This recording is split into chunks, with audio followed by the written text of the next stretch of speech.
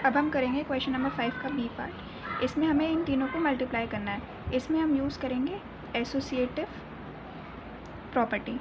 Associative property होती है चाहे हम इन दोनों को मल्टीप्लाई करें और फिर जो आंसर है उसको इससे मल्टीप्लाई करें, चाहे हम इन दोनों को मल्टीप्लाई करें फिर जो आंसर है उसको इसे, मतलब हम किन्हीं दो एलिमेंट्स को मल्टीप्लाई करके और फिर जो आंसर आता है उसको थर्ड से मल्टीप्लाई करते हैं, तो उसको हम बोलते हैं एसोसिएटिव प्रॉपर्टी। इसमें हम पहले इसको और इससे मल्टीप्लाई करेंगे, क्योंकि इसको और इसको मल्टीप्लाई करके जो आंसर आएगा उसको इससे मल्टीप्लाई करने में ज़्यादा आसानी होगी। तो इसलिए हम पहले 8 को और -125 को मल्टीप्लाई करेंगे और फिर जो उनका सॉल्यूशन आएगा उसको हम 53 से मल्टीप्लाई करेंगे। तो 8 और माइनस के 125 को हम मल्टीप्लाई करेंगे तो हमारा आंसर आएगा -1000 और फिर हम उसको 53 से मल्टीप्लाई करेंगे तो हमारा आ जाएगा -53,000 हमारा आंसर। ठीक है, अब हम इसका सी पार्ट करेंगे। सी पार्ट में फिर इन चारों को हमें मल्टीप्लाई करना है, तो इसमें भी हम रीग्रुपिंग कर सकते हैं या एसोसिएटिव कर सकते हैं। एसोसिएटिव मतलब पहले दो को मल्टीप्लाई कर लो और फिर जो इन दो को मल्टीप्लाई कर लो और उन दोनों के आंसर्स को एक साथ मल्टीप्लाई कर लो, ऐसे भी कर सकते हैं। तो हम पहले क्या कर रहे हैं कि 25 और 4 को मल्टीप्लाई कर रहे हैं, तो रीग्रुप कर लो चाहे इन्हें। 25 मल्टीप्लाई कर रहे हैं हम -4 से, एक ग्रुप हमने ये बना लिया और एक ग्रुप हमने बना लिया 15 और 10 का, तो 15 को मल्टीप्लाई -10 से। ठीक है, तो इन दोनों को अगर हम मल्टीप्लाई करेंगे तो हमारा आंसर आएगा 100। 25 × 4 100 एंड माइनस माइनस प्लस। ठीक है, और इन दोनों को हम मल्टीप्लाई करेंगे तो हमारा आंसर आएगा 150 नेगेटिव का। ठीक है, अब हम इन दोनों को मल्टीप्लाई करेंगे तो हमारा आंसर आएगा 1,05,000 किसका, नेगेटिव का। अब हम इसका डी पार्ट करेंगे। डी पार्ट में -41 मल्टीप्लाई करना है 102 से इज इक्वल टू, मतलब ये वाला नंबर को हम ऐसे लिख सकते हैं जैसे 102 को हम क्या लिख सकते हैं खोल के, 100 + 2। तो अब ये जो माइनस का 140 है, 41 है, इसको हमें इससे मल्टीप्लाई करना है और इसको हमें इससे भी मल्टीप्लाई करना है और फिर हम दोनों को प्लस करना है। ठीक है, तो पहले हम इस वाले को इससे मल्टीप्लाई करेंगे 100 से, तो क्या आ जाएगा, इसको बोलते हैं डिस्ट्रीब्यूटिव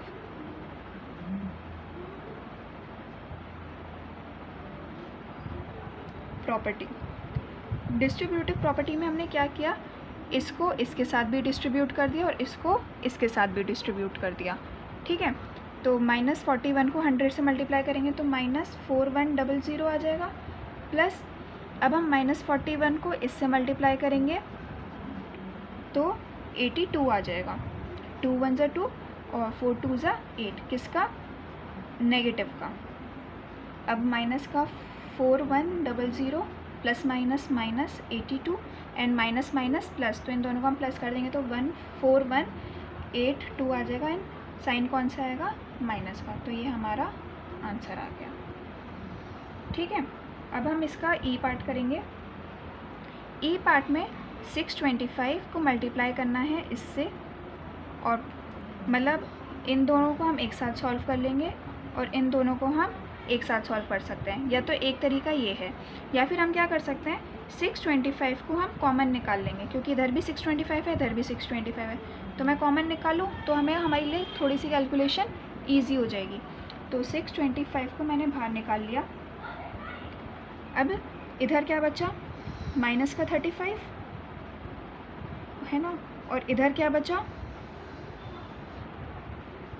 प्लस का साइन लगा दिया, और इधर क्या बचा, माइनस का 65। ठीक है, तो 625 एज इट इज़ लिखा,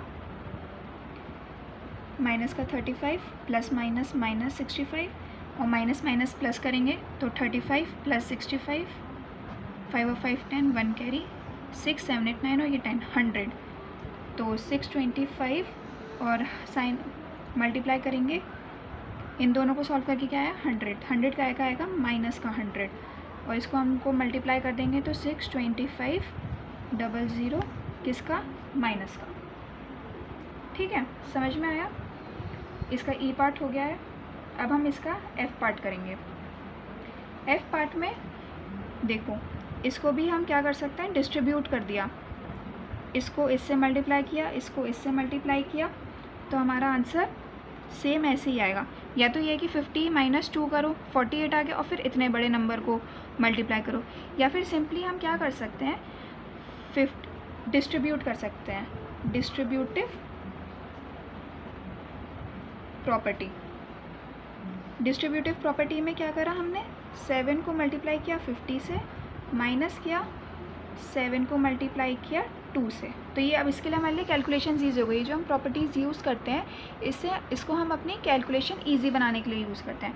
तो 7 को 50 से मल्टीप्लाई किया 350 माइनस 7 2 7 7 7 2 14 आ गया। अब इसको हम सिंपली सॉल्व कर सकते हैं। तो 350 माइनस 14 किया, 10 में से 4 गया 6, इधर कितना बचा 4 में से 1 गया 3 और 3 एज इट इज़। तो कितना आ गया आंसर हमारा, 336 इज़ दी आंसर। ठीक है, अब इसका जी पार्ट करेंगे। जी पार्ट में इसको अब देखिए, यहाँ पे ये है माइनस का 29 को हम क्या लिख सकते हैं, 30 माइनस 1। ठीक है,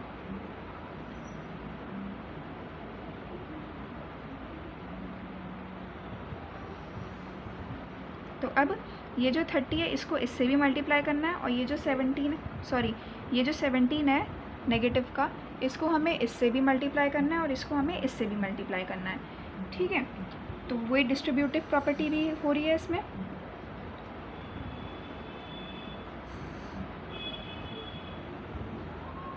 तो माइनस का 17 मल्टीप्लाई 30 प्लस माइनस का 17 मल्टीप्लाई माइनस का 1।